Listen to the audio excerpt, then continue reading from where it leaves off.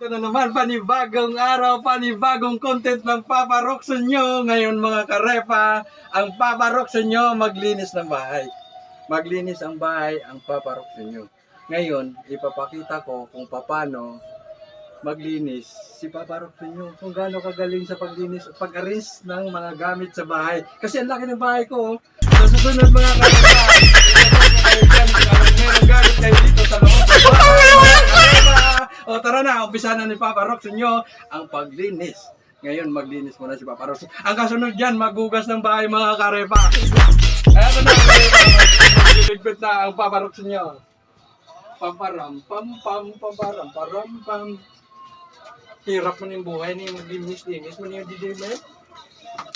Hirap talaga pagka content creator tapos wala pa sahod. Ano may tapos sahurin mo na Papa Roxon nyo. Para ganahan si Papa Roxon nyo maglinis. Pagkatapos ng ligpit ng puzzle, ilagay dito sa ano. May trapdoor kami dito mga karipay. Ini trapdoor ni siya. Naamo na siya. Na. Ano? Tapos, mag-uwi ang Papa Roxon nyo. Nakapagpahinga na nga sa buhay construction. Pagdating dito sa bahay, may gawain na naman. Tara, igip mo na Papa Roxon.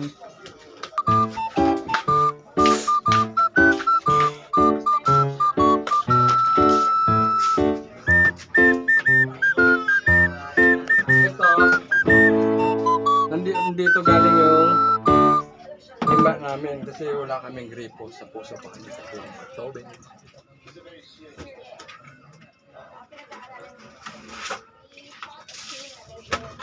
Tapos, paglabas mo ng house and lot ng baby ko,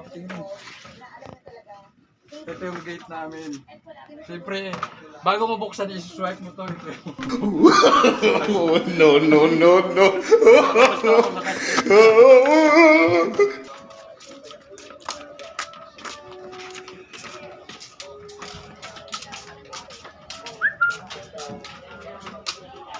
Tapos mga karepa, dito kami kukuha ng tubig.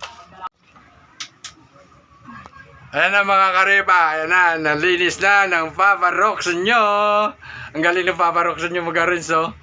Ang galing ng Papa Roxon nyo. Ganyan kalaki ang bahay na tinitirang ko karepa. Bahay ng baby ko yan. Sa susunod mga karepa, itutur ko kayo dyan. Papakita ko lahat sa inyo kung anong gamit meron kami ng baby ko. Mamahalin lahat ng gamit namin dito karepa. Ang pinakamababang gamit namin dito nagkakalaga ng 1.20. Ayan o. Tapos ito yung kwarto namin. Yan. Oh, ano pa inaantay mo mga karepa? Like and share mo na mga video ng Papa Roxon mo. Follow nyo na rin ako. Subscribe nyo na rin ako sa YouTube channel ko. Bye-bye!